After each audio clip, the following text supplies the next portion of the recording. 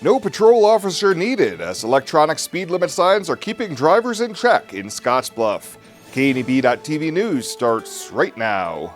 From your trusted source for news in western Nebraska and eastern Wyoming, this is KNEB.TV News. Presented by Platte Valley Companies, premier provider of financial services. Hello, I'm Ryan Murphy. This is KNEB.TV News, powered by Platte Valley Companies. Thanks for joining me. In our top story, this week the Scottsbluff City Council received a report on the effectiveness of the electronic speed limit signs on Broadway in downtown Scottsbluff. Police Chief Kevin Spencer told the council that data collected from the signs indicates average speeds below the posted 20 miles per hour in both directions. Spencer said solar-powered versions of the signs have been installed on 27th Street near Western Nebraska Community College. Now, if those prove effective, Spencer recommended future use of the signs for other areas while noting the higher cost. I think if those digital solar signs work out, I'd definitely go that route. They're really nice for us to be able to track data as far as traffic patterns and stuff like that. It might be nice to have some on 27th Street in front of the high school in that area, because I do think they are fairly effective. Other areas discussed where the signs could be effective included 27th Street near the high school and on Avenue B where it nears Regional West. Well, more greenhouses are likely to sprout up here in the valley as Mitchell Schools received a sizable grant from Monsanto. Shabella Guzman has that story. Mitchell High School will soon be adding a greenhouse to their property with a grant from America's Farmers Grow Rural Education Monsanto Fund, in which Mitchell received $10,000.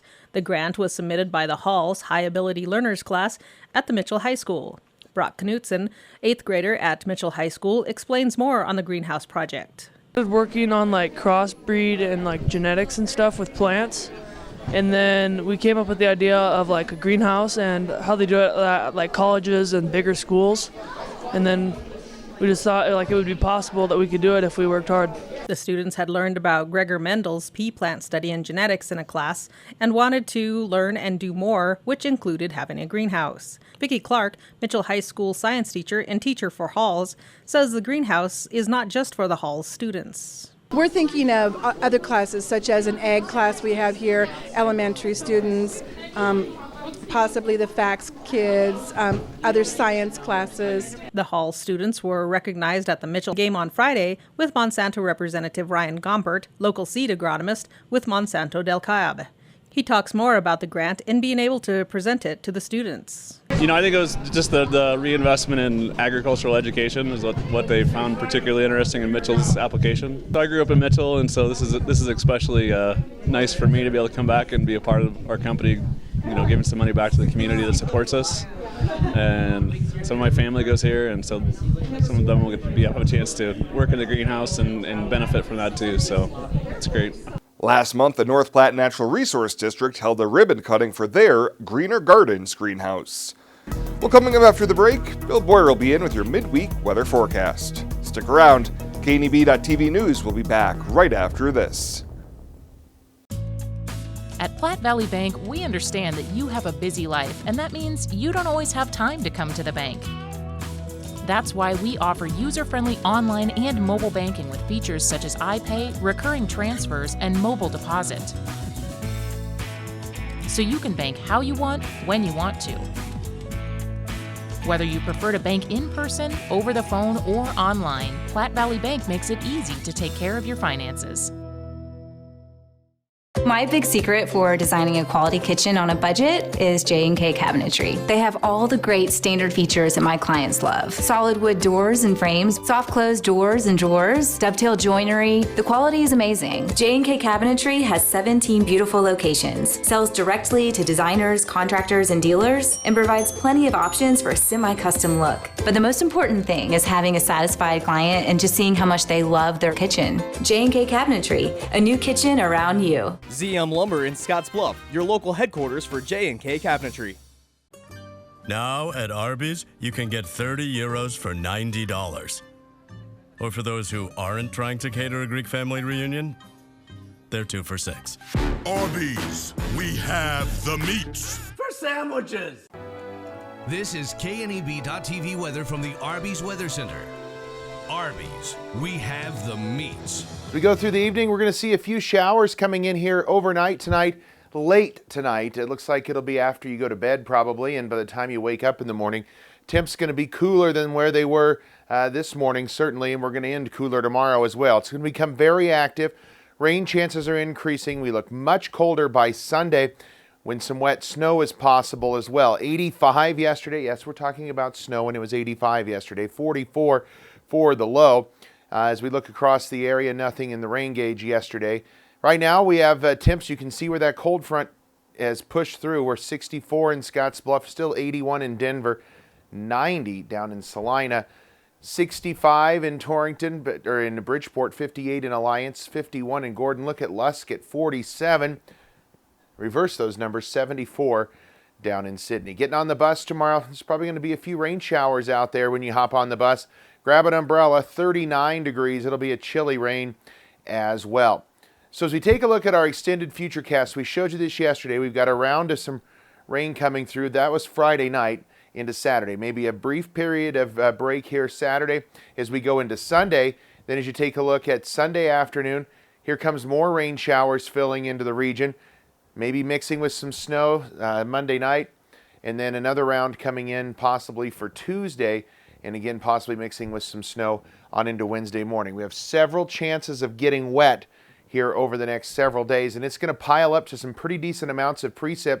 This is the potential for precip, maybe less than a half an inch in a few areas, maybe a half an inch to an inch. Look at the other end of the state though, maybe 6 inches or more in portions of Kansas and 4 to 6 inches in parts of Nebraska. So the potential is there for quite a bit of precip the next 7 days. Winds will die down out of the north tonight, and they will quickly die out as we go overnight. Bring some clouds in here, and some rain showers come in to the area late tonight. Can't rule out a rumble of thunder in there either. Lows tonight are going to be in the upper 30s, mid 30s for some of us tonight. Tomorrow, then, those rain showers move on. A brief break, and then some more rain showers fill in the afternoon. Winds increase tomorrow as well, and we're going to be dealing with another windy day. They're going to be out of the south tomorrow, so reverse the direction from today, take them out of the south tomorrow, and it's still going to be quite chilly out there. Highs tomorrow, mid-50s to near 60 degrees. Look at Valentine and Mullen, 41 and 42 tomorrow. Tonight, a few showers around. Late, a rumble of thunder, 38 for your low. Tomorrow, cloudy skies, becoming windy. Showers in the afternoon, 61 your high, and then as we look at our 7-day forecast, pretty active through the entire period. Best chance of rain is coming Sunday with the system, and highs only around 45. We'll be in the mid-40s on Monday with showers as well. Rain and snow showers Tuesday late and into early Wednesday morning is again we're going to see temps fall off into the 20s. At lows at night. So it certainly looks like some very cold weather coming, and we will keep an eye on it for you and let you know what the next 7 days brings, but decent chances of getting rain. Now at Arby's, you can get 30 euros for $90. Or for those who aren't trying to cater a Greek family reunion, they're 2 for $6. Arby's, we have the meats. For sandwiches.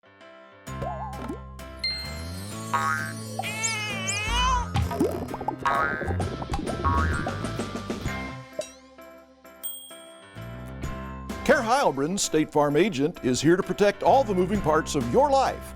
With auto, home, life, and financial services, Care Heilbrunn and her team make it simple to bring together what matters to you.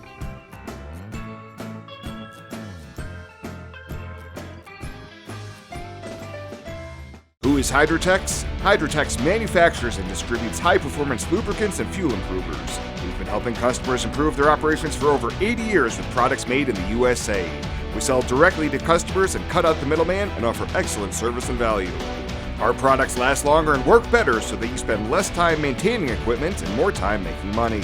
Whether you're in a factory, farm, fleet, or food processing facility, Hydrotex can help you. Visit hydrotexoil.com or call 308-635-8162. Welcome back. 3 men have been arrested following an undercover sting in Alliance. Chief John Kiss says during Saturday's operation, 3 individuals contacted an undercover officer to perform sexual acts in exchange for compensation. Arrested during the sting were 62-year-old Thomas Floral of Gering, 26-year-old Robert Trefsick Jr. of Alliance, and 43-year-old John Butler of West Virginia. All 3 were charged with solicitation of prostitution. Well, a Scottsbluff woman has been charged with child abuse after reportedly striking her baby during an argument with her husband. Court documents say Casey Haraski Dirksen tried to hit her husband, but instead struck their 3-month-old he was holding in the head. An ambulance was called for the infant, and Haraski Dirksen was arrested on charges of domestic assault and child abuse. And pink pumpkins are coming back to the Panhandle this fall, and proceeds from one Morrill County farmer will be going towards the Festival of Hope. Billy Estes of BE Farms is growing pink pumpkins in honor of family members who battled cancer, and 50% of all pink pumpkin sales will go to the Festival of Hope, with the goal of $5,000 being raised. Well, coming up after the break, KRVN Sports Director Jason Jorgensen will talk all things Huskers with Sean Callahan. We'll be back with sports right after this. Exceptional care, right here at home. That's the mission of Morrill County Community Hospital. Morrill County Community Hospital is a 20-bed critical access hospital that owns and operates clinics throughout Bridgeport, including specialty outreach clinics and Morrill County Home Health Clinic, as well as Chimney Rock Medical Center, located in Bayard. Our dedicated team is committed to you and our community every time at Morrill County Community Hospital, Bridgeport, Nebraska. Last school year, 17 students were honored as the Platte Valley Company's Star Student of the Week. Kids from Scottsbluff, Gering, Bridgeport, Bayard, Mitchell, and Banner County received winning nominations, and with the new school year underway, it's once again time for the public to nominate deserving K-12 students to be the next Star Student of the Week. How do you get your nomination in? Just go to pvbank.com, fill out the nomination form, and watch KNEB.TV News every Friday during the school year to see if your star student was selected.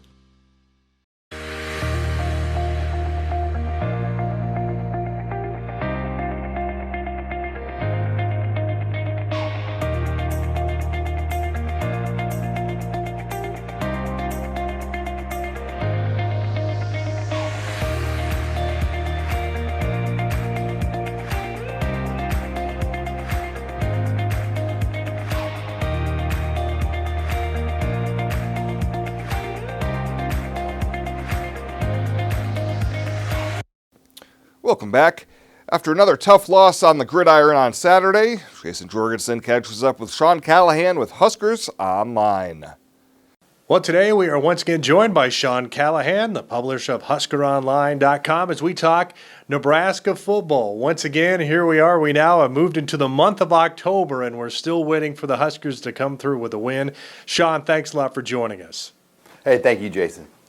Well, how about let's take a look back to last week's game against Purdue. Once again, Nebraska did a lot of things right, but unfortunately, too many things that really a lot of self-inflicted wounds that cost them in that one against the Boilermakers.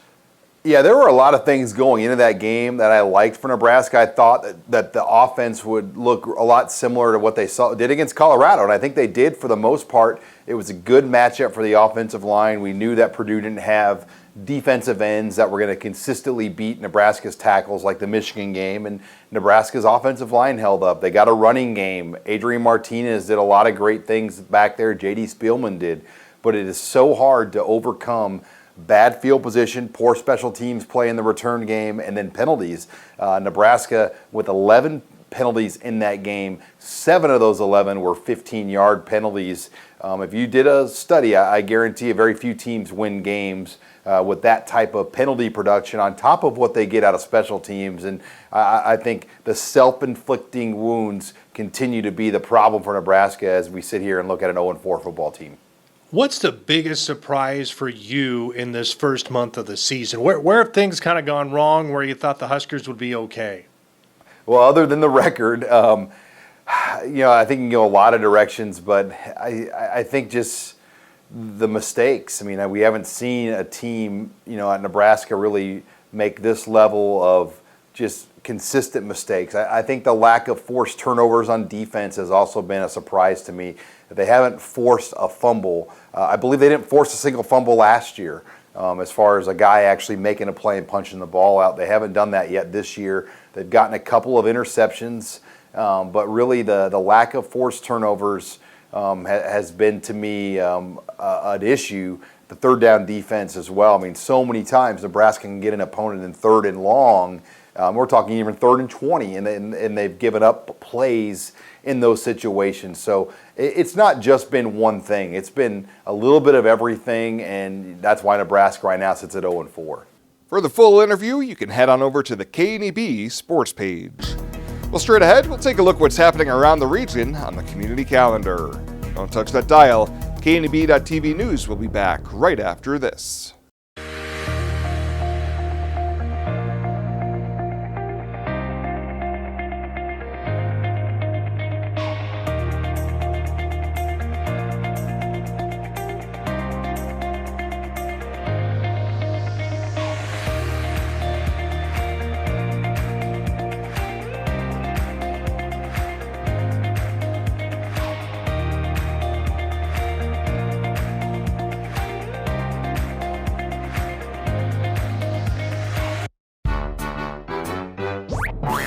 Beat the heat and play inside with Planet Bounce at the Monument Mall. Bounce houses, concession stand, and the largest redemption arcade in town, Planet Bounce has hours of fun. Call today to schedule your birthday party, and as always, ask Ron about renting a bounce house for your party, corporate event, office party, or family reunion. Open Wednesday through Sunday. Planet Bounce Family Fun Center at the Monument Mall. It's a friendly town, that's for sure. Not too big, not too small. Seems like everybody knows your name. We stick together through thick and thin. That's the way it's always been. 'Cause where we live is still our claim to fame. We love this town, this grand old town. There's not another town like this around. We've got it all right here in our own backyard. We love this town. We love this town. We love this town.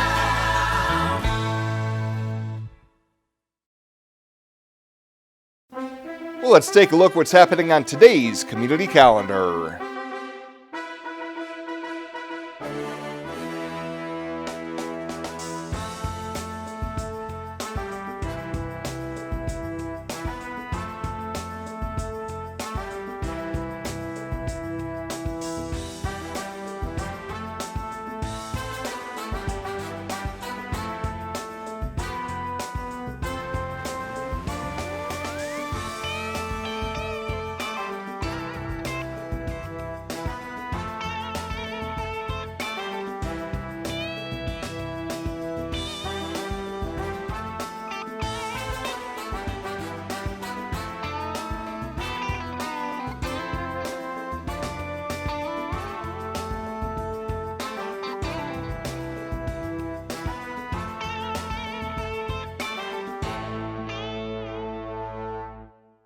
That's a look at today's community calendar, brought to you by First State Bank, honoring those who give back.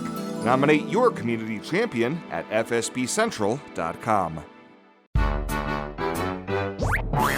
Beat the heat and play inside with Planet Bounce at the Monument Mall. Bounce houses, concession stand, and the largest redemption arcade in town, Planet Bounce has hours of fun. Call today to schedule your birthday party, and as always, ask Ron about renting a bounce house for your party, corporate event, office party, or family reunion. Open Wednesday through Sunday. Planet Bounce Family Fun Center at the Monument Mall. Local lending. We're here for you from start to finish. Keeping money in our economy. Supporting local jobs. Giving back to our community. Investing in entrepreneurship. making our quiet towns a destination. At Platte Valley Bank, we support local because we are local.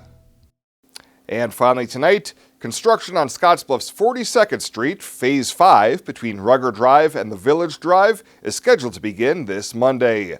Public Works Director Mark Bohl says 42nd Street will be closed to all through traffic from the intersection of Avenue B to 5th Avenue.